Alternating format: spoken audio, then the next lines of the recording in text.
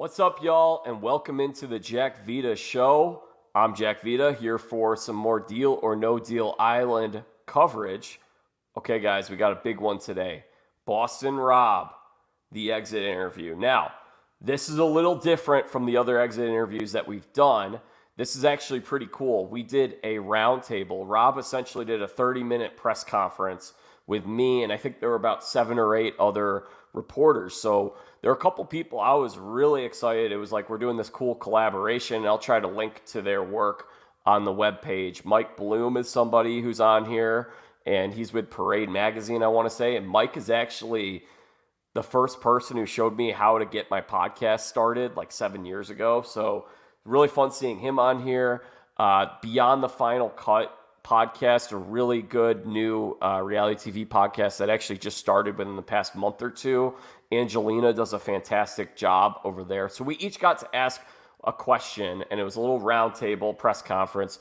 And so it was a little different because, yes, I only got to ask one question, but on the positive side, we got double the amount of time with Rob. He took questions for 30 minutes instead of the traditional 15-minute exit interview. So I'm going to bring that to you in a short bit. And as I mentioned, this is a recording. So you're going to see this recording will probably be on other podcasts too, because, you know, we're all taping the same interview. And so that'll be cool. But we've got a lot coming out this week. So I will have hour-long exit interviews with Jordan, Stephanie, and Amy. So that's 3 hours of content right there. We've got our recap episode with Brooke where we break down the finale. We share our thoughts. Brooke's son made an appearance on there. So make sure you guys all subscribe to the Jack Vita Show here on this channel so that you don't miss out on all this fun content. And we'll have plenty more. And we'll probably have more Deal or No Deal Island stuff. Even now that the season's over, we'll probably have more interviews and more content coming soon. You can also subscribe on Apple Podcasts or wherever it is that you get your podcasts. But only about 80% of our viewers here on YouTube are subscribed. So go ahead and hit subscribe and turn on those notifications. And look forward to hearing your thoughts in the comments. And now at this time, I'm going to flip this over to our press conference with the Rob father himself, Boston Rob Mariano, appearing on the Jack Vita Show for the first time and hopefully not the last time. Take a listen. I'm going to start with Mike and then Caitlin, and I'll just put the order in the chat. So go ahead, Mike, if you're ready. Hey, Rob, how you doing? I'm good. How are you? I'm good. I hope that's not my question. No, the thing I want to ask is, I want to start with where things finished here, because when it comes to your time on reality TV, I think it's very rare that we see you not involved in the action when it comes to being in the hunt for the money, with the exception of like Winners at War. So what was the experience like for you to sort of sit and watch Jordan go through that journey? Were you still kind of reeling from what had happened beforehand? Or is part of you just like, as long as it's not Stephanie and Amy, what was going through your mind throughout Jordan's final push here? That's a really good question. So interesting enough, I think the format of this show lends to really no hard feelings amongst the people that are eliminated, because it wasn't like a vote or something personal that ended up, causing someone's demise for the most part, with the exception of maybe like the people that sat at the end that were targeted because they had beat the banker. I didn't have to experience that. Ironically, I didn't even get taken out by another contestant or luck. It was kind of my own undoing. So I had nobody to blame but myself. So I was genuinely, excited for her to play the banker and, bank a big amount of money to take home. I felt like if it wasn't me, she was definitely a worthy opponent. And I think that for the most part, that was a sentiment of everyone that sat up there at the end. Awesome. Yeah. Does that make sense? Oh, yeah, absolutely. Right. Hi, Rob. Hey, Caitlin. All right. My question for you is the race between you and Amy from a viewer standpoint, like it looked really close. Was it as close as it looked on TV? Mean, it wasn't as close as they made it look on TV. Yeah. I think I was just unlocking my case when I heard them celebrating. So she had already got back just after I had retrieved my case and I was starting to make my ways back over the hurdles. So it wasn't as close as they made it look, but that's good TV editing. I didn't actually get to open my case at the end, but Joe Manganiello and I have become good friends since the show, and he told me that he did look in the case, and I actually had the high amount. So had I beat her back, I would have been able to stay in the game. And then subsequently, we saw the last challenge, and I definitely think I would have killed that. Have a good sense of balance from playing hockey my whole life. So watching that unfold Monday night was definitely, a little disheartening because I feel like I could have crushed that last challenge. Definitely, But that's the way it goes. Definitely, that's brutal hearing you had a high value. Oof. Yeah. Hey, Rob. Who's next? Me. Hey, Rob. Hey, It's Tara. Tara from NBC Insider. So walk me through that moment when you're working out the puzzle. Usually the puzzles aren't very difficult for you. You work your way through them. You've been through so many different types of them. Was it a spur of the moment? Was it just like a movement and then you're like, let me see if I can get it? Because it was so out of even character Yeah. for you in terms of being the competition of it all. So I think like this is a situation where because I have so much experience, the experience kind of got the better of me. Obviously I've played Survivor, 6 different times. Yeah. And in that format, in that game, not only is it allowed, you're almost berated if you don't take the advantage to look at the other team and what they're doing if you're behind. So I definitely reverted to that, and I'm just going to put it out there from the outset. They definitely did say you're not allowed to look at the other person's puzzle. Joe didn't actually say it as you saw it portrayed on television, but before the challenge, they have standards and practice. People run through all the rules, and there's a lot of rules.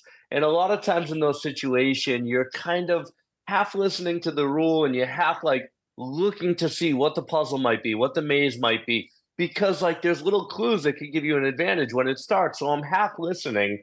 And in addition to them saying that you're not allowed to look at the other person's puzzle, they also said it's up to you whether or not you want to cover your tiles or turn them over after or put them back.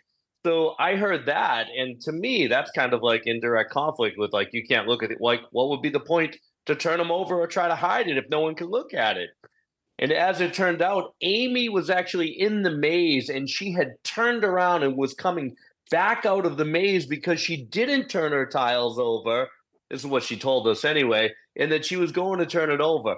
So when I did go to look at hers, I was working through it and I had it going and I was close, but I was like, man, she just got in ahead of me. I wonder if she covered hers. Let me look real quick. I'm not trying to hide that I did. Of course, you saw it happen. And when Joe said, stop, stop, stop, immediately I knew, oh no, I wasn't supposed to do that. So then they, decided what the penalty was going to be. The penalty was actually from the time that Amy had entered the maze until the time the next person was going to enter the maze would be added on. So they said it was 3 minutes. I don't know if it was exactly. It might have been more. Felt like it was more standing there. But anyway, it was what it was. And so in the moment, I'm thinking to myself, when I realize I have this penalty, I'm going to have to deal with it. How can I negate it?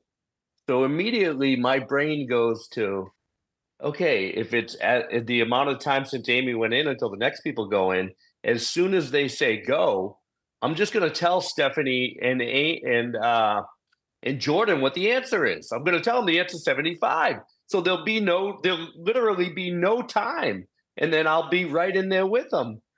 but I made a mistake of asking the executive producer if I could do that. And, I think it was like they were already nervous because I had already broke the rule. And they're like, no, no, don't do that. Even though it would have been great. I should have never have asked them.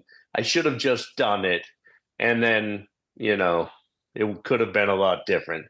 But hindsight is what it is. But I was thinking that. And, it's unfortunate that it ended the way it was. But like that's what happened. And I think, like, going back to my original answer, I think it was my experience in this particular situation worked against me.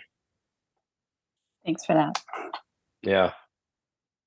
Hi, I'm Zachary. What made this experience of Deal or No Deal Island different than all the seasons of Survivor you've done, Amazing Race, like just every other show you've ever done? Like, what was so unique about this, and like, what does it mean to you? Yeah. So two things from the outset. I was a huge fan of Deal or No Deal when it was on, when Howie hosted it. When they combined that with the island format, the attraction for me was not only that, like, it felt like it was in my element with the math-based strategy of the game and of course the island concept, but of course to be part of an inaugural season of something where the rules are not necessarily written already. Like, I would have the opportunity to go in there and kind of, navigate without any previous players having played it and kind of write the rules as we go. To me, that was the most appealing part. Obviously, there are lots of differences between this show and the other shows that I've done. The strategy approach to the alliances and stuff, I think, were a bit overplayed, where like there was more of a reliance on your own ability to do well in the challenges, and of course getting lucky in a lot of different spots. And I fully admit that variance is a big part of this game. There was more than one occasion from a lot of different people where, had they chose one case versus the other, it completely changes the game.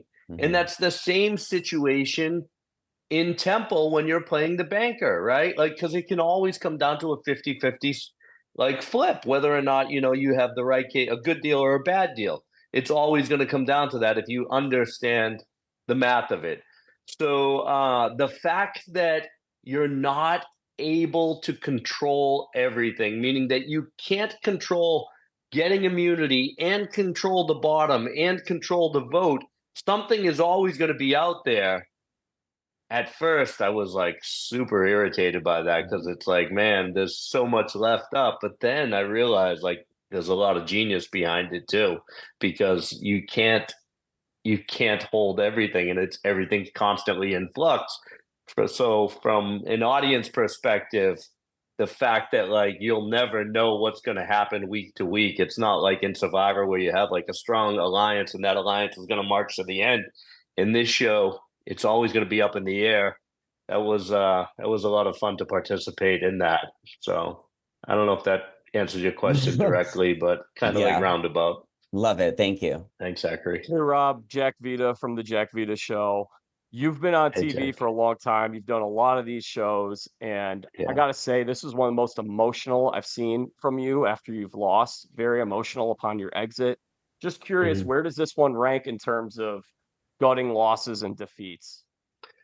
It's look, at any time I go into any of these competition, my objective and my expectation is to win, which is kind of crazy given my, my reputation and my past history. But I really do go into it with that mindset that I'm going to give everything I got to it. And in this show, like I said, I had a little bit of a roller coaster of how I felt about it, because we're kind of figuring it out as we go. And I'm not entirely sure what the correct strategy is. Once I figured out and got a handle of where I needed to be, I knew what I could control, and I also knew what would be left up to chance and what I couldn't control. So I didn't worry about the things that I wasn't going to be able to control, whether or not I picked the right case or not the right case. That never factored in. Like, I just always tried to play correctly. And by correctly, what I mean is there's an optimal strategy for each person individually. For me, I knew what my optimal strategy was, but I always tried to make the move that I had the odds in my favor. And I mathematically made the correct decision each time. And I didn't worry about the results of it. It's hard in a game like this to not be results oriented. In poker, they teach you to not be results oriented. You make the correct decision. And eventually, if you make enough of the correct decisions over the course of time, over the course of a big sample size, your results will be, positive in the direction that you want them to be. So once I realized that that's what the objective was in this game, I did that, and I tried to not let emotion interfere with my game. But you're pretty astute in recognizing that, yeah, it was like tough because, anytime you get to the end and I feel like I did everything right, except I made this one mistake and I got nobody to blame for it except for me. It lives and dies with what I did. I mean, I got no choice but to accept the penalty and the consequences that go with it. That's comes along with being a man, being a good leader, being a good role model, doing the right thing for not only myself so I feel good, but also for my kids.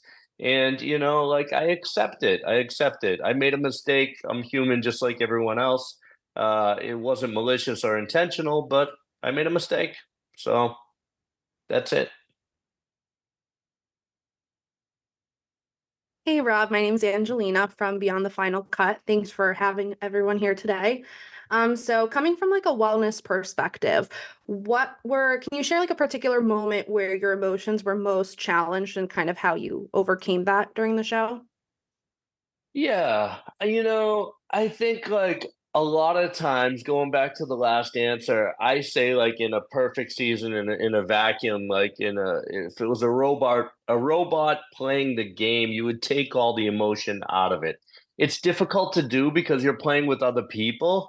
And when you're in a situation where you're separated from your family and your friends and your real loved ones, you have to kind of realize that emotion is going to come into play. So to me, I tried to stay around people that, made me feel good. I felt good about. I made a good relationship with Aaron out there. Jordan, even though it wasn't showed a lot, her and I like got along really well and steered clear of the negativity. I think I was challenged specifically with the one situation that really triggered me was when Stephanie called my integrity into question at Temple against Nick. Nick and I weren't per se working together. In the beginning, we kind of had a little alliance or whatever, but I had nothing but respect for Nick the entire time. Like, I knew that I was a threat to him in the long game, but I was never maliciously actively targeting him. So when she says that and right in front of me, I mean, it's crazy to think after all my years of doing reality TV that I'm not going to defend myself. So in the moment, I took offense to it, and I didn't take it to the point where I wanted to, I didn't feel like I needed to turn it back on her, but at the same time, I would use it to get further in the game and to even if Nick had made a good deal with the banker, I wanted everybody else to know that this was the person that was causing that unrest in the tribe. And it was typical of her from the outset. I mean, there were many situations where in the beginning I didn't realize it, but like this was her defense mechanism. Stephanie's defense mechanism when she felt challenged or nervous or scared was to become aggressive. She did it at the very first challenge on the very first platform when we were out getting cases in the mud. And there was, she made up some situation where Branson supposedly switched her case on the stand. And it was made up. It never happened or whatever, but she drew attention to it to cause this kind of commotion. And she did it continuously throughout the season. So it never really affected me personally until, it came up with Nick. And when it did, um, I tried to find peace after the fact, but in the moment, I definitely spoke my mind. And Thank then you. afterwards, I was good. Even just so you know, like they didn't show it last night, but after I was eliminated last night, I told Stephanie, I said, "Listen, I said, you and I were adversaries in the game, but I hope outside of the game, there's no animosity going forward." And there hasn't been, so we're good. Thanks so much. Yeah, you got it. Hi, Rob. It's Beth with Hollywood Junket. I'm very happy you're joining us today, and I really appreciate it. And I've enjoyed the season very much. Thank I will you. be off camera today, so just never Okay. mind that. Yeah. I'm glad you explained the whole tile thing, the situation with the tiles, and a lot of people labeled that as cheating. But I'm glad you Yeah. explained that. And a lot of people on social Yeah. media were still rooting for you, myself included. But you did touch Thank you. upon something, another question I had. So I'll go ahead and ask the one about that time when you were playing Deal or No Deal, and you did have the opportunity to eliminate Kim or Stephanie. You chose Kim. You said to stay Yeah. with your strategy. But looking back on everything now, I really feel like I don't think a lot of people were actually paying attention. So do you wish that you had have taken Stephanie out at that time? I stand by my decision to take out Kim. And here's the thing, like what another thing like that wasn't really I mean, I think it was said. I did say it on screen, but I don't know how much attention was paid to it. But the very first episode, Stephanie was so close to being the first person eliminated, even before Branson, because I recognized in her that she was dishonest with me. When we were in the mud, the very first challenge, the objective was to get all the highest cases to build the case. And at one point, she's walking by with the case, and I forget the amount of case I had. Let's say it was 200,000. And I had the red case at the time, and I knew there was a 200K case. And I saw Dawson had the $1 million case.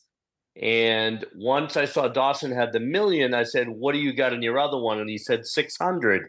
So I was like, "Throw it to me." So he throws me the 600, and I'm like, I'm gonna leave the red case here and not take the chance to cause waves right away. So Stephanie goes by, and I asked her, what case do you have? And again, I don't know the specific numbers, but let's just say she said it was 150. And I was like, "Here, I got a 200. This is higher. Take this one."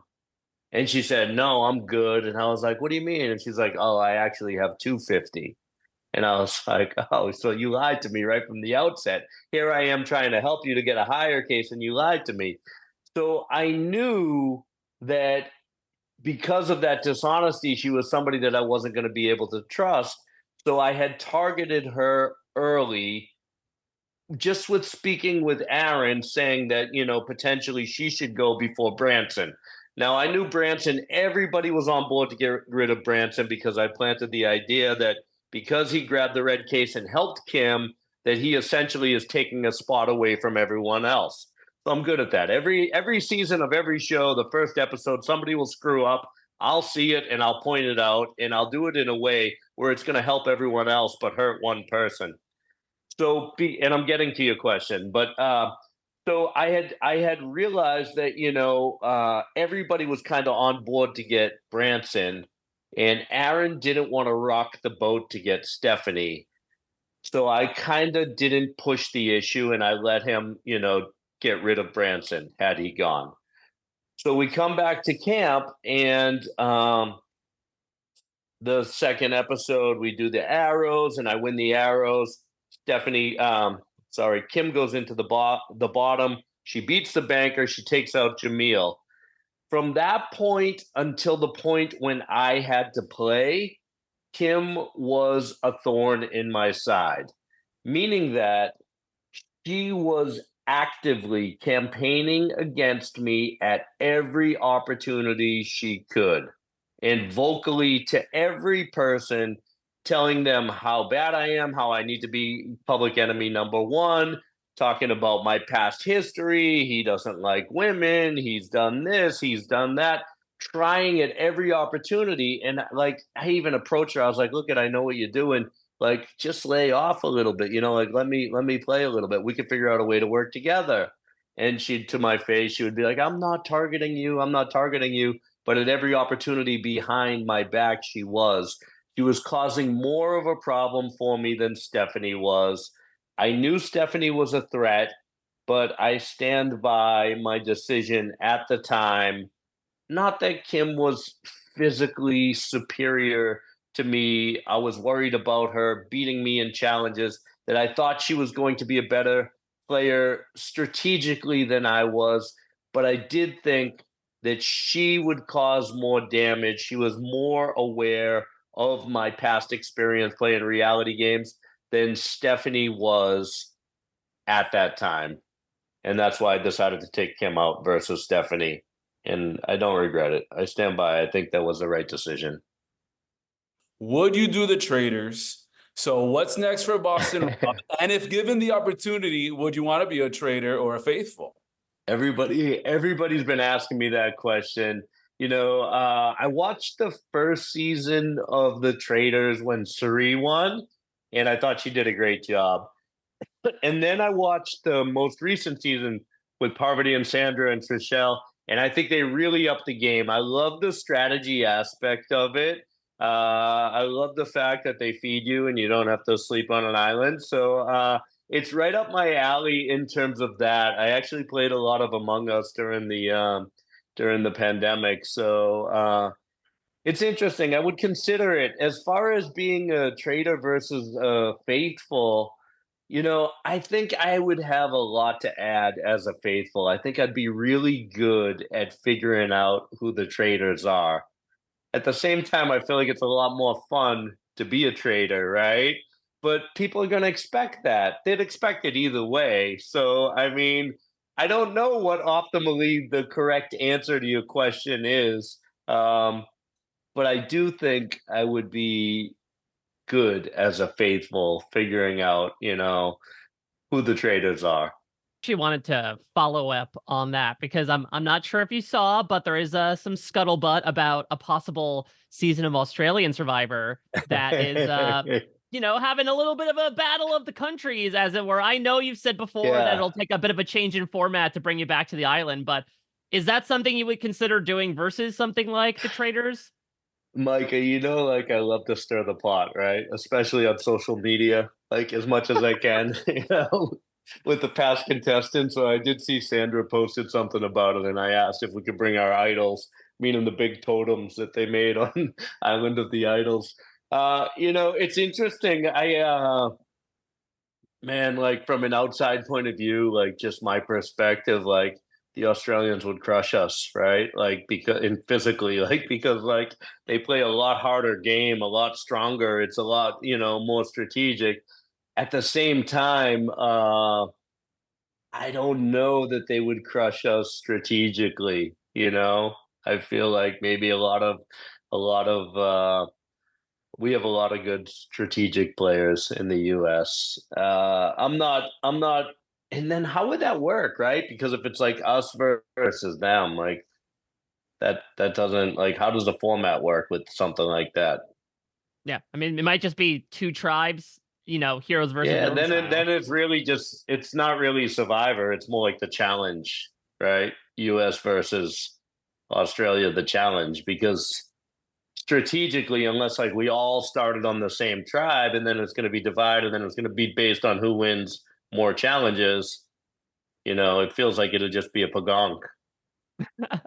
So I mean, listen, is that all being said? Is that something that would have you come out of your loose retirement when it comes to another island-based game? Unlikely. Very fair, very fair. Like Ness is pointing out, you got a spot in a castle in Scotland with your name all over it. So, cheers. All right. Well, enjoy yourselves. Thank you, guys. All right. Well, that was actually a lot of fun. It was really cool to get a bunch of us on this Zoom call together. Yeah, it'd be real interesting to see. Will Rob go on Traitors? Will he do another show? Is he going to ride off into the sunset and call it a career? Is he retired? I feel like that's not going to be the case, but Rob is undoubtedly one of the greats. Thankful that he was able to carve out some time for us today. Glad we could collab. Like I said, really glad that I could collab with Mike Bloom and Angelina from Beyond the Final Cut. Make sure you guys check out their work if you want more reality TV content. Angelina's podcast is really cool because she approaches things from more of a mental and physical wellness perspective. So there's a lot of talk about mental health as it relates to these reality shows. So it's a very unique, fun angle. I'm going to leave that link here, so you guys should go and check that out. She just got it going. So if you guys enjoyed this, as I mentioned, we've got exit interviews on this channel, hour-long exit interviews with Jordan, Stephanie, and Amy. And those will all be coming out this week. You guys are all going to want to be subscribed. I've also got an interview with Jamil and Kim, which is a lot of fun. And we'll have, I'm sure, more interviews in the Deal or No Deal Island off season here. So make sure that you guys are all subscribed to the channel. I think about 80% of our viewers are not subscribed. So what are you doing? Hit subscribe, turn on those notifications. And then you can also find us on Apple Podcasts, Spotify, and wherever podcasts are found. You can follow me on social media at Jack Vita Show on Facebook, Twitter, and Instagram. And until next time, I'm Jack Vita. Bring in the dancing lobsters.